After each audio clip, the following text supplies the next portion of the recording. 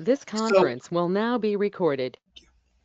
so this Sunday and Monday are significant days. What are this forthcoming Sunday and Monday? Rosh Chodesh. What is Rosh Chodesh, Esther? The new month, the new moon. How do you have 2 days of Rosh Chodesh? That seems to be an inherent contradiction. It's the first day of the month, and we have 2 days that are the first day of the month. Well, actually, Sunday is the 30th day of the month of Av, and Monday is the first day of the month of Elul. So why do we consider it as 2 days of Rosh Chodesh? And this gets a little bit technical, but I think it's interesting to know. A solar year is how many days? 365. A lunar year, every month is about 29 and a half days. Actually, the Talmud has it down to within um, uh, a fraction of a second. And in the 1970s, NASA had this massive telescope that they were able to see and much clearer, and they came out with the same exact calculation. So when the top scientist of NASA heard that, and this is how long the lunar month actually is, so it said the Jews have had that for a couple of thousand years. His dishonest and disingenuous response was, "Lucky guess, lucky guess." Right? Now, if we had that many lucky guesses, we'd be playing the lottery all the time. The shul would not have a deficit, right? But it wasn't a lucky guess. But science and Torah, when both of them are being done correctly, when science is being done correctly and Torah is being understood correctly, they are always going to coincide. They're going to work together. Because science is taking evidence of what we see now and working our way back and figuring out what was or what is. And Torah is telling us going forward, this is how it's going to be. This is how God has arranged this, right? It's like if I want to know how this building was built, right, I can find the blueprints. And if those blueprints are accurate, that will be how the building was built. Or I can have a master architect walk in here and he can evaluate, and from what he sees, he can then come up with the blueprint. As long as he's doing his job correctly and the blueprint that we found is correct, it's going to coincide. That is basically science and Torah. Torah is God telling us how it was made. Science is taking all the evidence, hypotheses, right, experiments, and finding out how it was done. Okay, so the lunar month is 29 and a half days. So a lunar year is going to be how many days? So, 30 times 12 is 360, but some will be 29, half will be 29, half will be 30. So it's 6 days less than 360. It's 354 days to the lunar year. That is why every 7 out of every 19 years, we have a leap year. What is a Jewish leap year? What happens to a Jewish leap year? Adar Aleph, Adar Bet. We add a month in order to stay in sync with the seasons, right? The Muslims follow a lunar calendar and they don't adjust it. And therefore, the Muslim holidays might start off in the spring, and then next year, 11 days earlier, 11 days earlier, 11 days earlier. Pretty soon it's in the winter. A few years later, it's going to be in the fall. Then it's going to be in the summer. Then it's going to be back to the spring, right? I did not know that. No. right? But you think about when you were growing up, the holidays. It always shifts each year. It shifts each year. Now, we also shift every year, but we shift like this, as opposed to shifting like this. Because we're 11 days earlier, 11 days earlier. Oh, we add 30 days. 11 days earlier, 30 days. 11 days, 11 days, 30 days, right? So we keep adjusting. If you do the math, right? So if we're losing, um, if we are losing 11 days every year, so out of 19 years, so out of 10 years is 190 days. Out of 11 years, it's going to be, right? I'm sorry, 19 times 11. So 19 times 10 is 190. One more is 209. So 11 days over 19 years, we lose 209 days. 7 years, we're going to add on a 30-day month. What are we at? 210. That's how we stay in sync. Why is it important that we stay in sync? Because of Rosh Hashanah? Actually, because of Pesach. The Torah says that celebrate, in this week's Parsha, celebrate Passover in Chodesh Ha'aviv. What's Chodesh Ha'aviv? In the springtime. Why? So therefore, we have to make sure Pesach stays in the springtime. So if we're losing 11 days every year, we have to make sure that we're going to push it back out to make sure that Pesach stays in the spring. And this is interesting. Why is it important that Pesach stays in the springtime? We view what happens here in the physical world as a physical manifestation of what's happening in the spiritual realm. Pesach is a time of renewal, of resurgence, of an ability to throw off the shackles. Mitzrayim is the Hebrew word for which country? Egypt. At the same time, Metzarim, means that which confines us. We say in Tahallel, Mina Metzar, from the confinement, Karatika, I called out to you, Hashem. So Pesach is a time where we are able to leave that which confines us. It is a spring. It is a springing forth. So there is a spiritual time, and this is important. In Judaism, history does not start here and work its way out. We work in what's called the Ma'agal Hashanah, in the cycle of the year. Meaning, Rosh Hashanah is not that way back then God judged us, or God judged Adam and Eve on that day. Every year in Rosh Hashanah, we get judged. Yom Kippur, it's not just that God forgave us with Moses coming down with the second tablets on Yom Kippur. Every year, Yom Kippur is the day of forgiveness, the day of atonement. So every year, Passover is a time for us nationally and personally to have this renewal, to have this coming to life.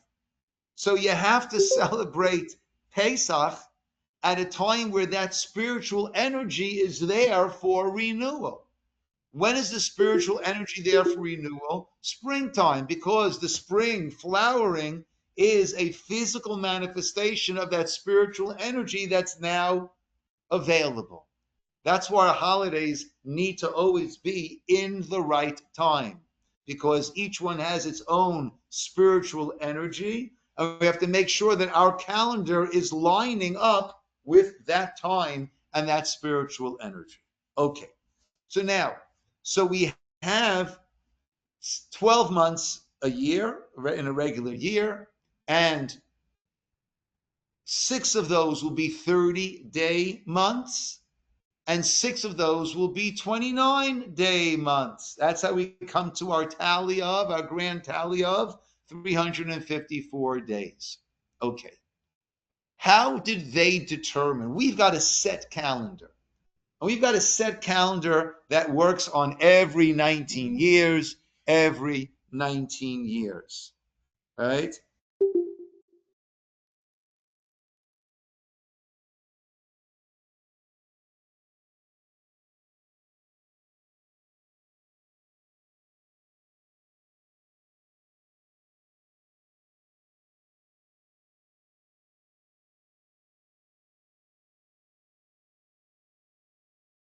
coincide. Why? Because we're always working on a 19-year cycle. So every 19 years, we're back where we had started beforehand. Okay? 1 second. Okay. So how did they determine when Rosh Chodesh was? How did they determine when to proclaim Rosh Chodesh? We've got a set calendar. But how in the time of the temple? How is it determined? The new witnesses would need to come and say, we saw the new moon. They traveled to Jerusalem and they would give their testimony to the Beit Din there. We saw the new moon, and they would proclaim it Rosh Chodesh. So now let's look at Rosh Hashanah. Rosh Hashanah is arriving. Now, the witnesses, if they're going to see it, they're going to see it at night. And they're going to start to travel. When are they going to get to the Beit HaMikdash? The next day. But the night might be Rosh Hashanah already. If they come tomorrow, then when did Rosh Hashanah begin?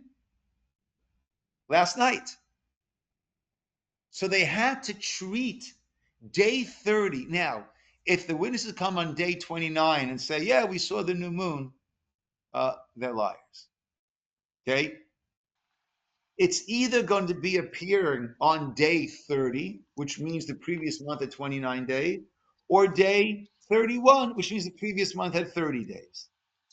Okay? So they didn't, going into day 30, they had to treat it as Rosh Chodesh because maybe the witnesses are going to arrive the next day.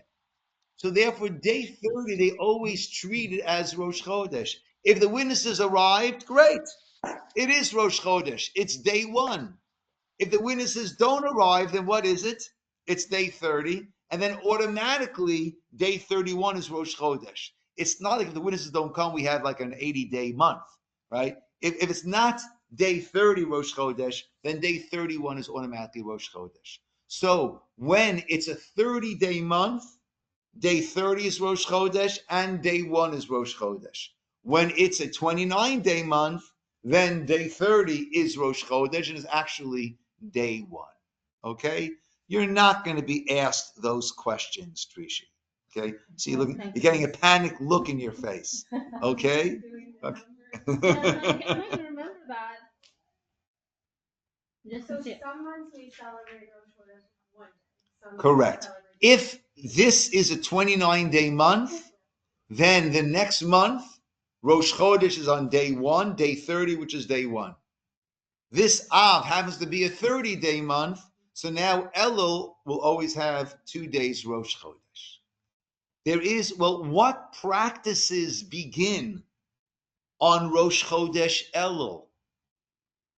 There are certain customs that we have, practices that begin on Rosh Chodesh Elul. Every morning, you got it, Esli? I think I know one of them. Go for it. Tehillim. Okay.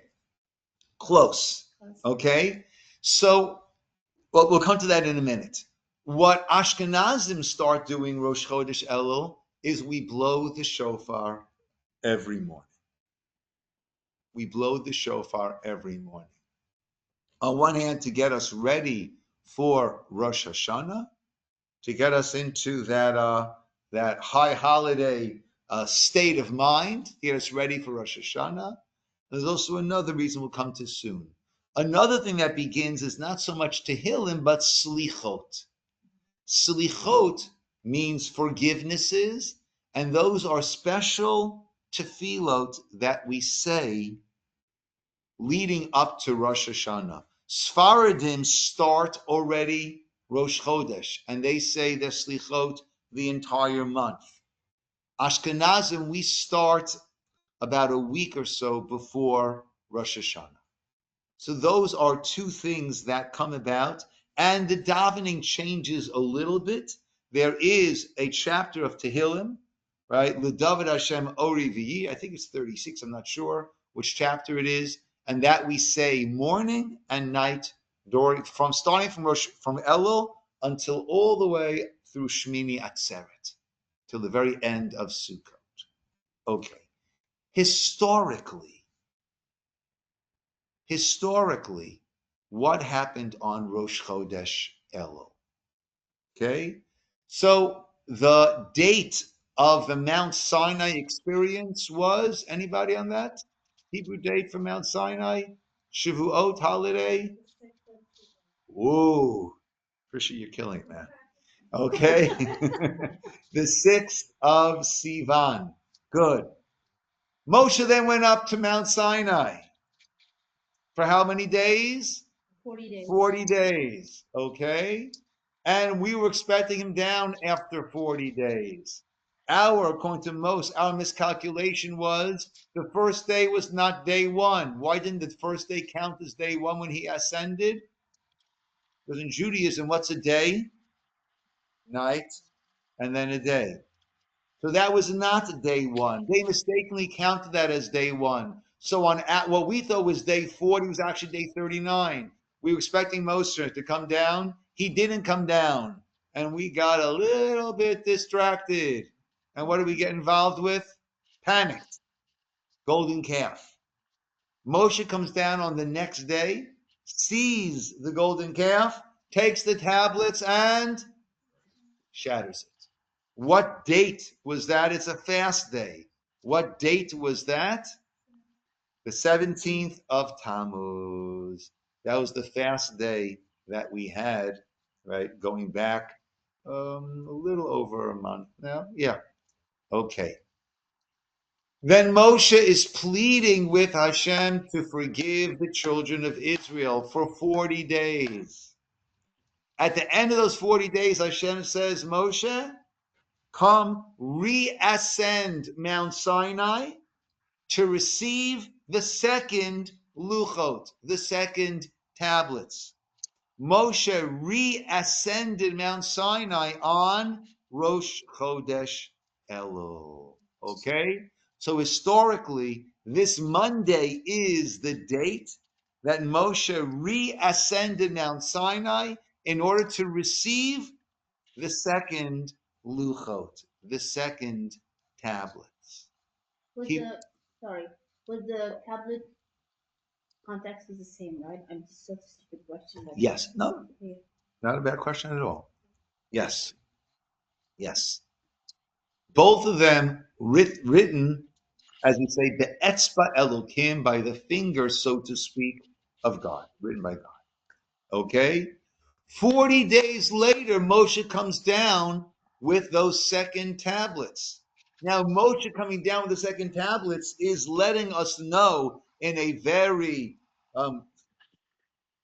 concrete way that we've been forgiven, right? The tablets that were broken have been rewritten by God, and now we are ready we've been forgiven. 40 days after the start of Rosh Chodesh Elul is which day on the Jewish calendar? Rosh Hashanah is 30 days later. 10 days after that is Yom Kippur. And that is the day of forgiveness. And that was the day that Moshe came down with the tablets, and the tablets spoke the message of forgiveness. Yes. Is there is like the number 40 like a special number in Judaism? Yes. 40 is a special number in Judaism. Let's hear some 40s that we had. We just had a bunch of 40s. Moshe was on Mount Sinai for 40 days, and then again for 40 days. What other 40s do we have? 40 years. Good. I'm sorry? 40 years in the Midbar, right? We spent, right, in the desert, 40 years, right, in the desert before we entered the land of Israel. What people did within this 40 days, second time when Moshe came up there? I'm sorry? They prayed. What were we doing? Yeah. One of the things we were doing was blowing the shofar each day in order to keep a good tally. That's another reason we blow shofar during the month of Elul, right? To not make the mistake in our counting again, right? To not have a mistaken tally. Yeah. And we were, yes, doing teshuvah and getting ourselves ready for Moshe coming down again with the second tablets. Yeah. So there are more 40s. Oh yeah, let's go back earlier stories in the Bible. The flood. Good. The flood was also 40. Now, 40, which letter has the numerical value of 40? Mem. Okay. Where is Mem? Mem is the middle letter of the Hebrew alphabet, right in the middle. Mem, 40 is the Jewish, or has the power, we'll say, of transition, of transformation. 40 years, right? The flood was a transformation of this world. The 40 years in the desert was a transformation of the children of Israel to ready us to enter the land of Israel. The 40 days of Moshe spent on Sinai was a transformation of the pre-Torah world to the Torah world. And again, 40 days was the transformation from the level that we sunk to from the sin of the golden calf to once again a luchot, a world with the luchot. And that is why the mikvah has a measurement of 40 sa'ah, right? Mem sa'ah. Sa'ah is a liquid measurement, comes out to about 200 gallons, okay? So the mikvah is 40 sa'ah. Why? Because the mikvah is a place for transformation. The mikvah is a place of rebirth, whether it's a person utilizing the mikvah for conversion, the idea of being born again, right? That Christianity has a born again Christian. Actually, where do they get the concept of being born again? That's what the mikveh is. The mikveh is meant to be an entering of the amniotic fluid, right? Re-entering the womb and emerging from the womb.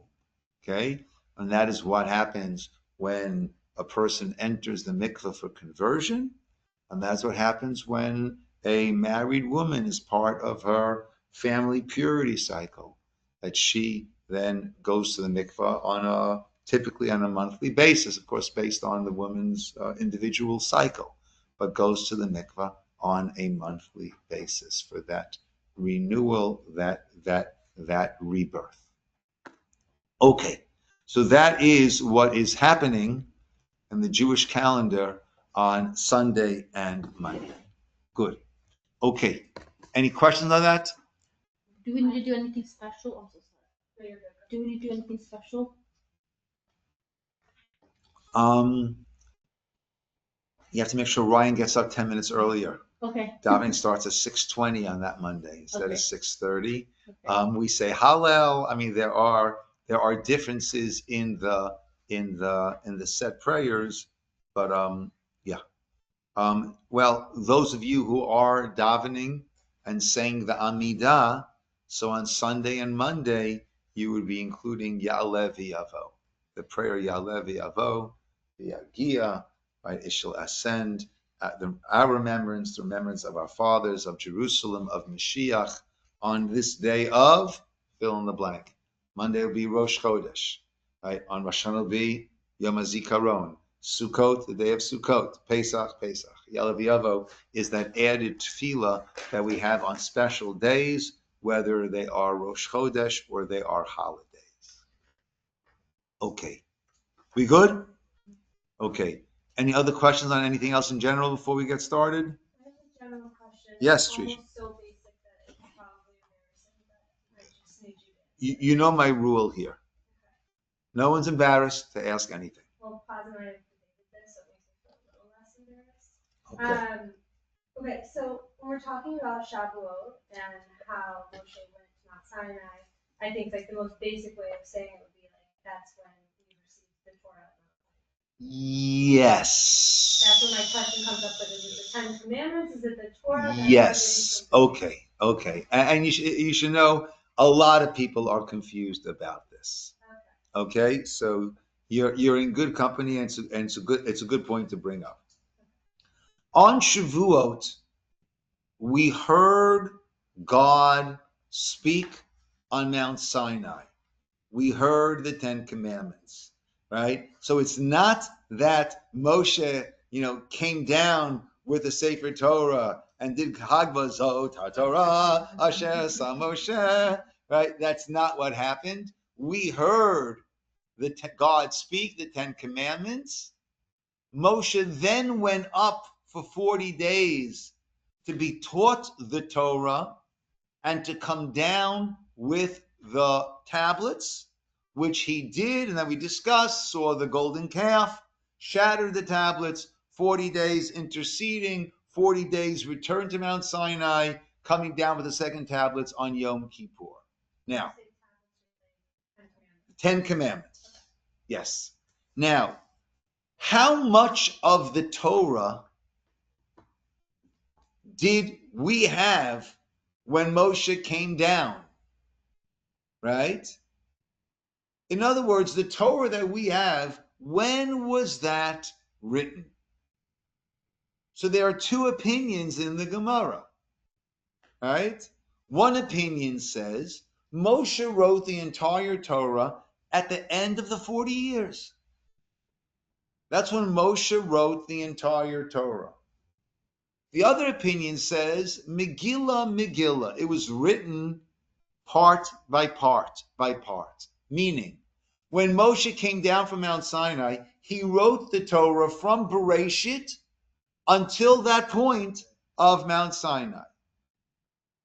And then during the course of the 40 years, he continued to write. God dictated to him, and he continued to write different paragraphs, different parshiot, until by the end of the 40 years, the Torah was completed. Now, it's very clear that Moshe did not come down with the entire Torah, or the entire Torah was not written right away. How is that very clear? Well, if Moshe wrote the entire Torah, then he would have known that what should he not do?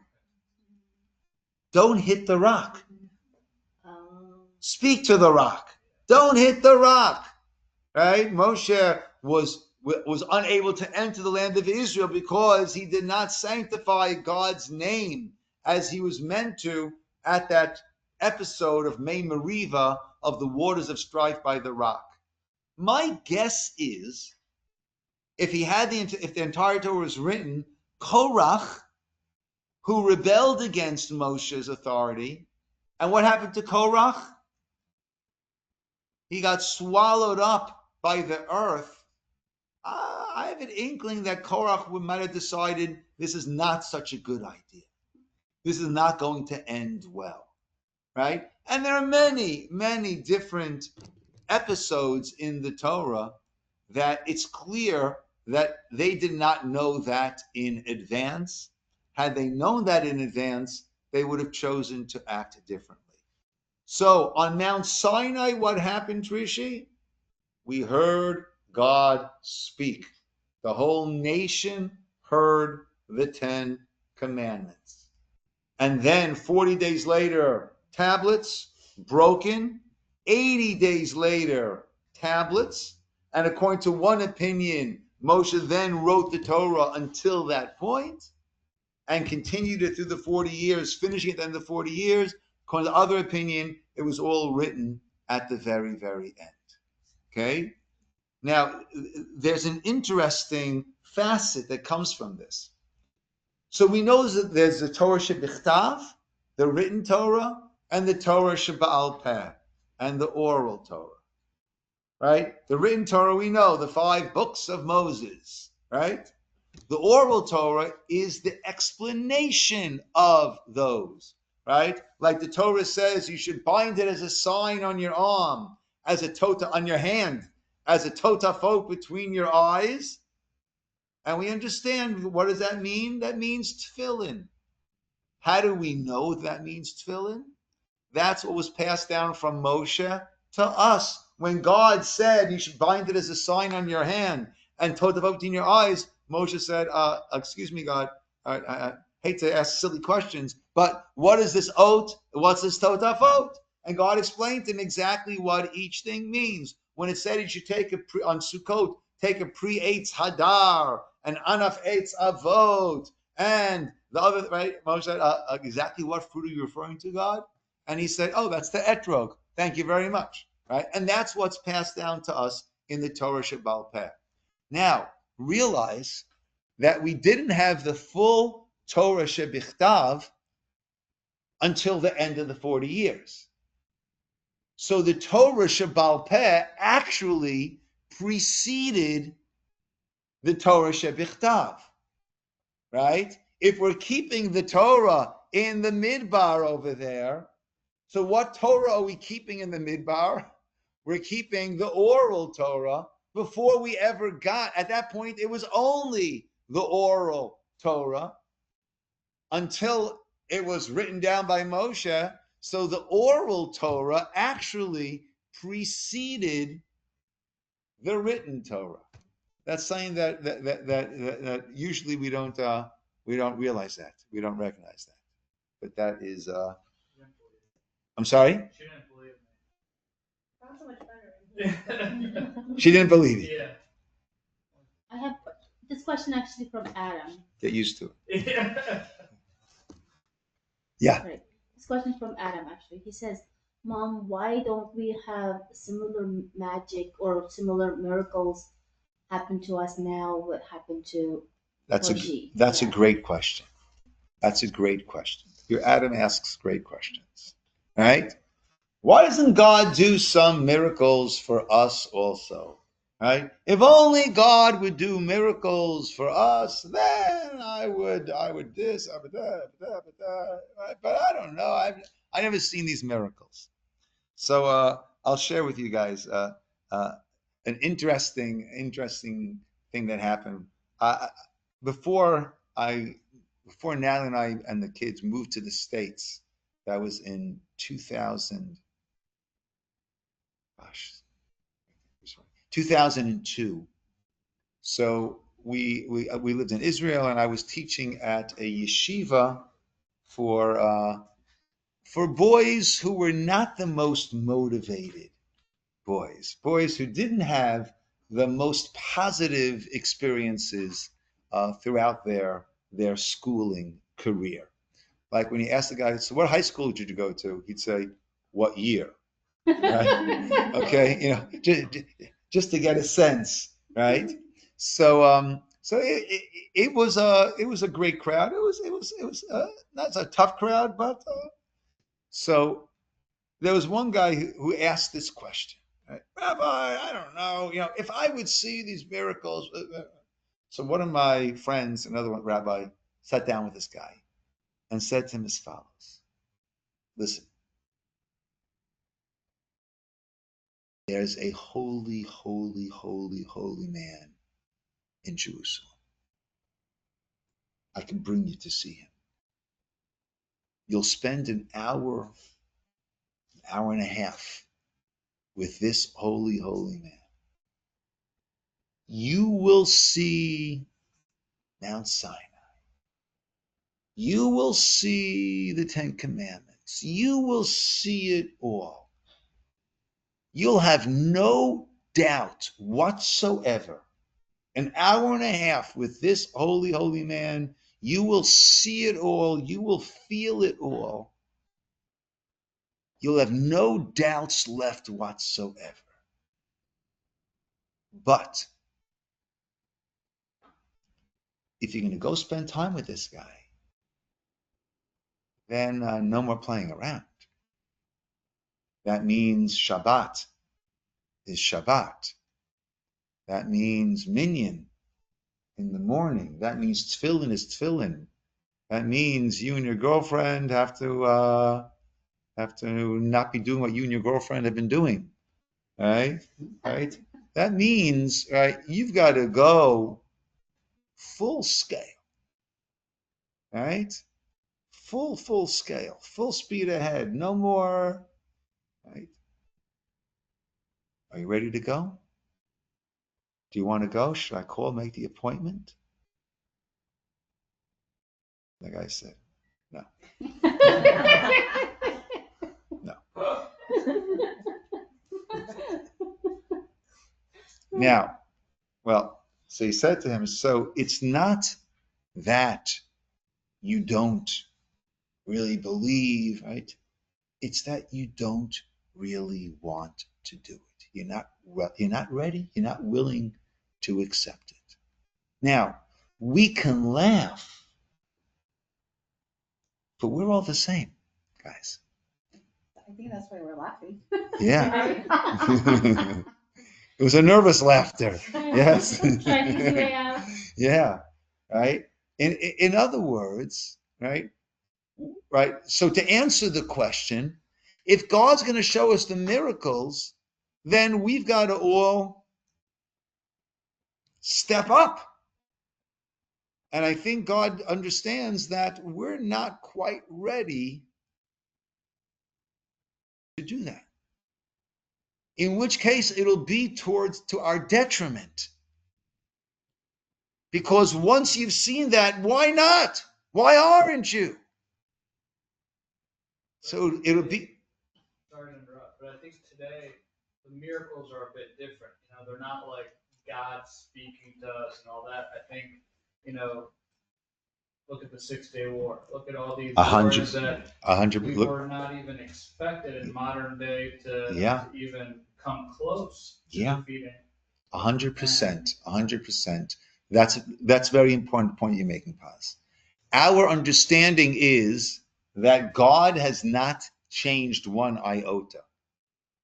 He's still with us as he was always with us, but it is in a hidden way that we don't see it all the time.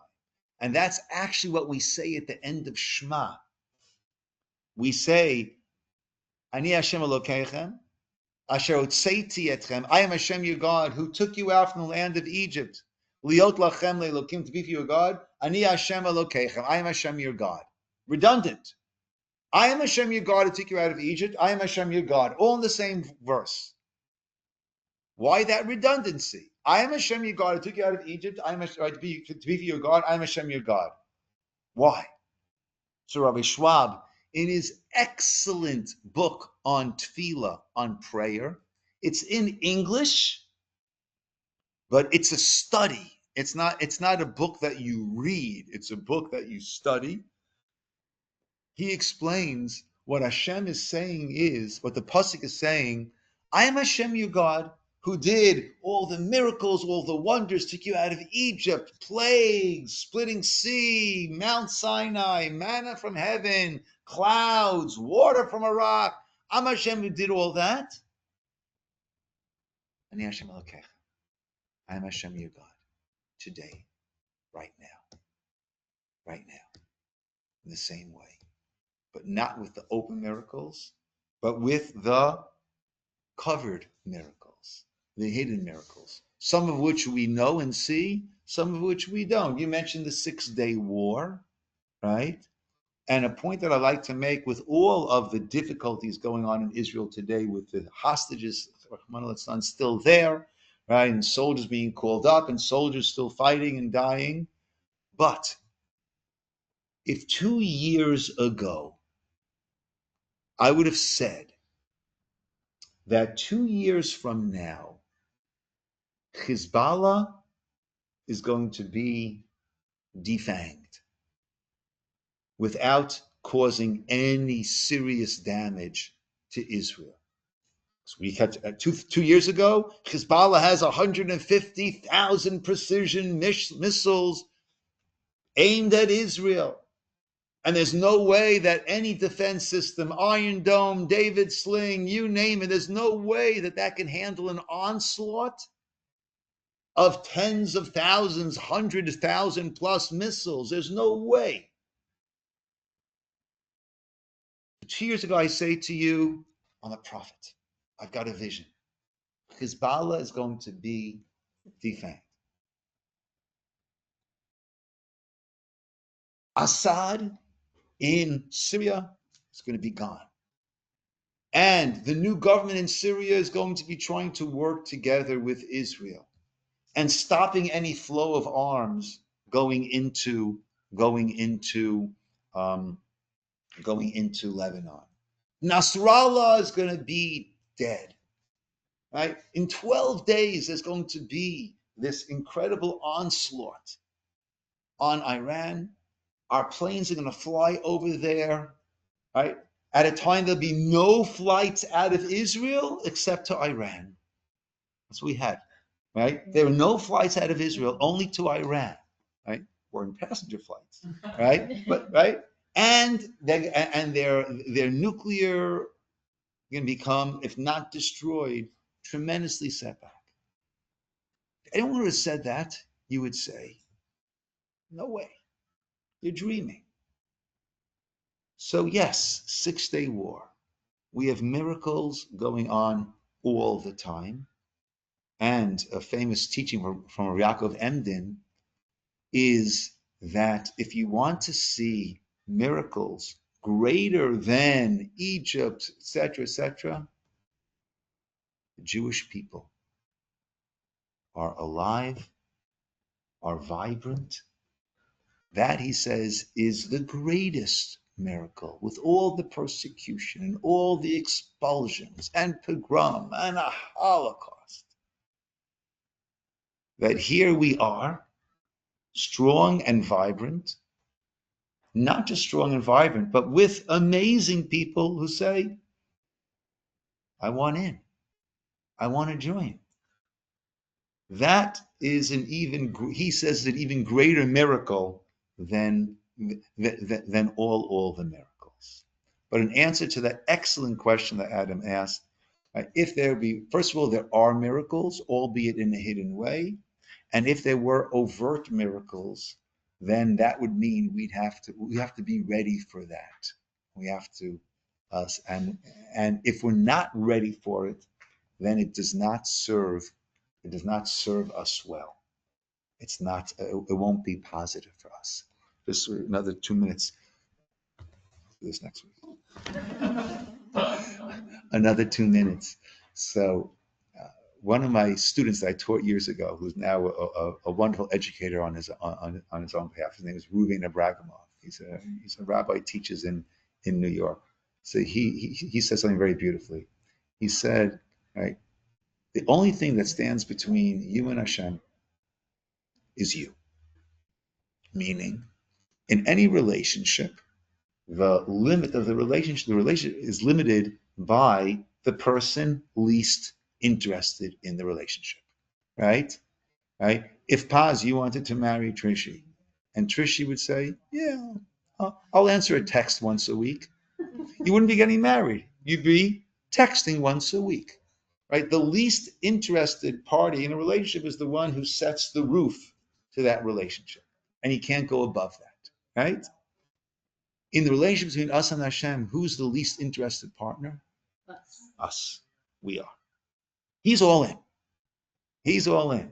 But Monday and Tuesday, but not Wednesdays. Yeah, but not when this game is on. Whatever it is, we have our little worlds. We like to stay. We're working with our little worlds, right? Yeah. So he's all in. He's ready, but we have to also step up. Okay, my friends. Good.